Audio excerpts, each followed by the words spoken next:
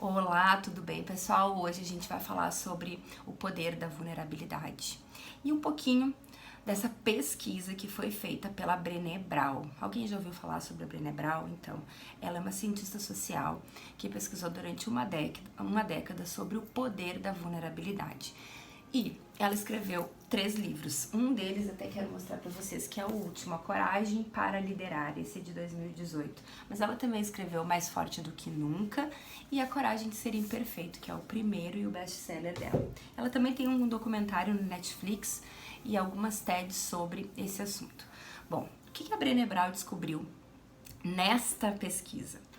Em primeiro lugar, ela descobriu algo que simplesmente contradiz tudo aquilo que ela já aprendeu, que era o que não se pode medir não existe. E isso ela trazia para a vida dela lá do primeiro professor que ela aprendeu na universidade.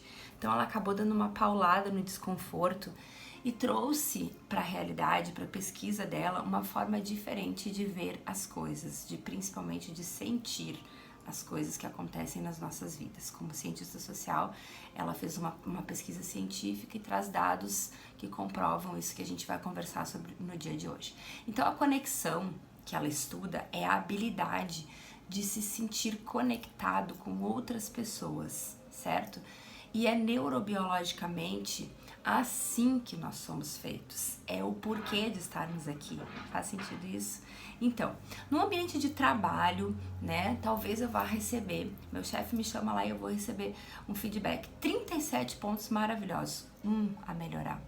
O que o ser humano tem a tendência a fazer? Simplesmente focar naquele e se achar, não sou merecedor, não fui bom o suficiente. Pois então, aqui começa a nossa grande sacada sobre a vulnerabilidade.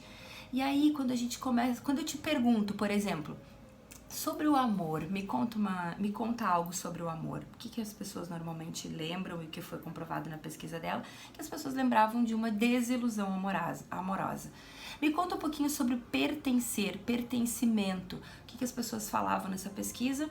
Elas traziam uma dor, uma experiência forte de exclusão, de não pertencer. Então, a nossa mente, ela vai criando crenças e defesas, mecanismos de defesa, para que a gente possa se proteger das nossas vulnerabilidades, certo? E aí acontece a desconexão. E essa desconexão é a vergonha. É o medo de não pertencer, é o medo de não ser bom o suficiente, é o medo de não ser aceito, é o medo de fracassar. E isso é universal. Todos nós temos essa vergonha. E sempre inicia por uma baixa autoestima, pelas crenças limitantes, né? E a gente começa a acreditar nas coisas ruins e não mais nas coisas boas, não mais nos sentimentos bons. E aí a gente começa a buscar conhecimento. Busco conhecimento, por quê? Porque esse conhecimento talvez me faça passar a perna na vulnerabilidade. Doce ilusão, né? Não vai passar a perna na vulnerabilidade, porque ela tá ali, ela existe, ela é um sentimento e nós não somos perfeitos. Então, depois disso, ela também descobriu que existem 2 diferenças entre as pessoas que são merecedoras e aquelas que acreditam ser merecedoras. Qual é a grande diferença? É que as que acreditam ser merecedoras, elas lutam por isso, mas elas têm um coração pleno. A palavra coragem vem do inglês e ela é coração pleno. Coração pleno de contar a minha verdade. Vejam bem, de contar a minha verdade na essência e não mascarar a minha verdade. Por exemplo, se eu disser para vocês aqui que a minha vida é fácil, que todos os dias eu acordo e consigo pensar nos meus sonhos, é mentira, gente. Isso não é a verdade. O que acontece? Existe um treino mental. Todos os dias, quando eu me acordo, eu tenho um ritual, por exemplo, para chegar até aquilo que é a minha essência. Então, eu luto com a minha vulnerabilidade todos os dias, mas como eu conheço ela, eu alio ela à minha vida. Eu já sei que a minha vulnerabilidade é essa, o que eu vou fazer? Eu vou olhar para ela e vou te convidar, vem comigo, vou te acolher, vou aceitar que eu não controlo a vulnerabilidade e aí eu consigo respirar, colocar os pés no chão e ter uma vida plena naquele dia. Então, ter o coração pleno, contar a verdade, falar sobre as nossas vulnerabilidades, porque nós acreditamos que a nossa vulnerabilidade nos faz mais felizes, certo? E aí, vou arrumar um pouquinho aqui por causa da luz, tá, gente?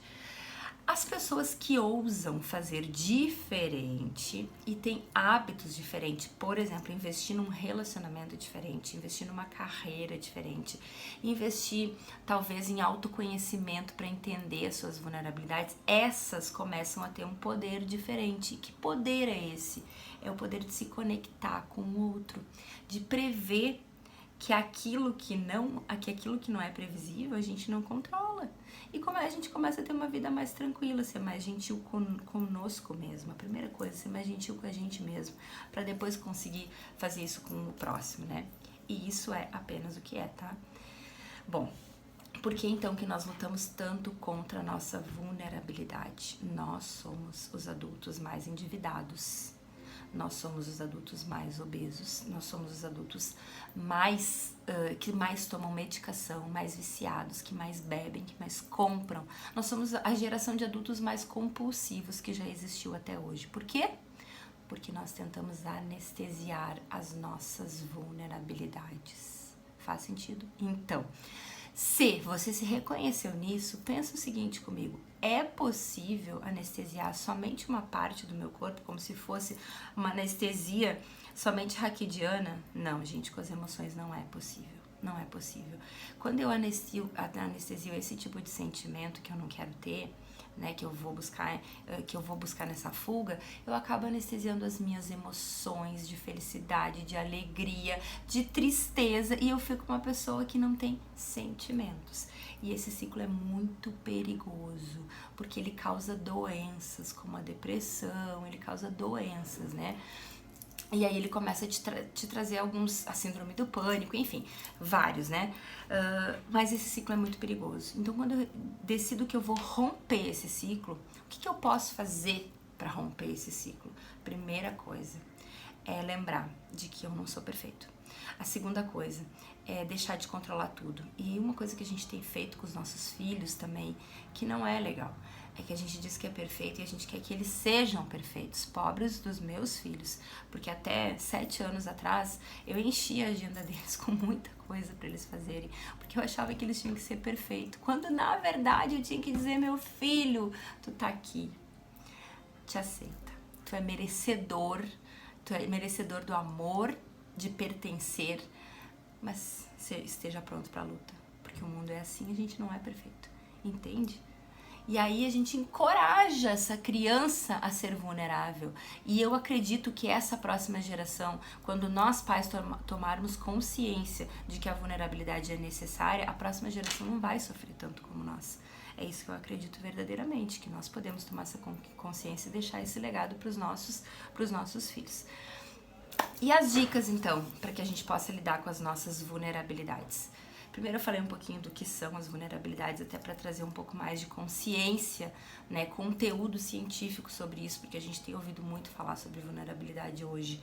Mas o que é de verdade essa vulnerabilidade? Agora eu quero deixar dicas, então.